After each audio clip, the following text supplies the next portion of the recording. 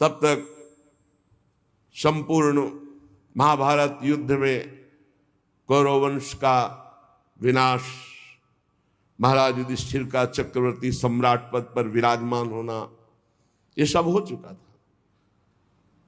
आदर्श महाराज युधिष्ठिर जी बहुत जैसे प्राण आ गए हों ऐसे पूरा परिकर मिला।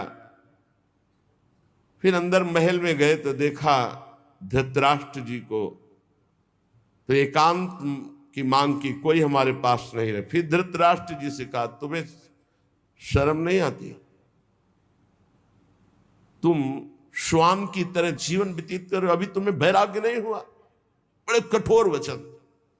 ये कटु वचन क्या होते हैं? जाकर वैराग्य प्रज्वलित करते हैं।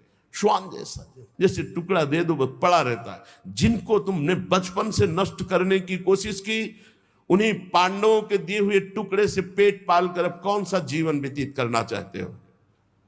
उठो, अभी चलो हमारे साथ। महाराज धृतराष्ट्र भगवान की कृपा पात्र है, भगवान व्यासदेव जी द्वारा प्रकट है, कोई अज्ञानी नहीं है। युद्ध के पहले भगवान ने अक्रूर जी को भेजा था समझाने के लिए, जाओ धृतराष्ट्र को। तो धृतराष्ट्र को समझाया तो धृतराष्ट्र जी ने क्या उत्तर दिया था? बड़े ज्ञानी महात्मा धृतराष्ट्र जी, कोई साधारण नहीं है, वो लीला पात्र है।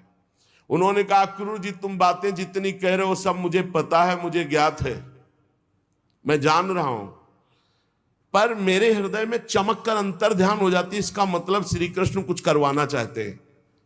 अक्रूर जी मुझे सब ज्ञात है जो आप बोल रहे हो, मेरे हृदय में बातें चमकती हैं और अंतर ध्यान हो जाती है, इसका मतलब श्री कृष्ण कुछ करवाना चाहते हैं। और अक्रूर जी जो श्री कृष्ण करवाना चाहते हैं उसे कोई नहीं रोक सकता।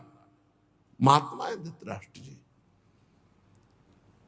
एकांत में हिमालय की